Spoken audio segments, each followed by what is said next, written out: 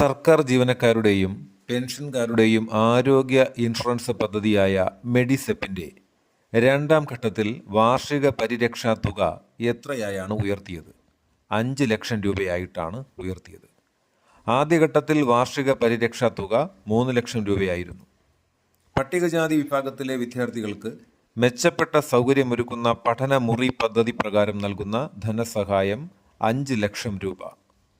വയനാട്ടിലെ പശ്ചിമഘട്ട മലനിരകളിൽ നിന്ന് അടുത്തിടെ കണ്ടെത്തിയ പുതിയ ഇനം പാമ്പിന് നൽകിയ പേര് സൈലോഫിസ് ചെങ്കറുപ്പൻ.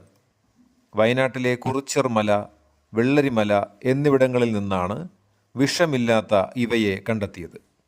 പശ്ചിമഘട്ടത്തിൽ മാത്രം കാണപ്പെടുന്ന ഒരു പാമ്പ് ജനുസാണ് സൈലോഫിയ.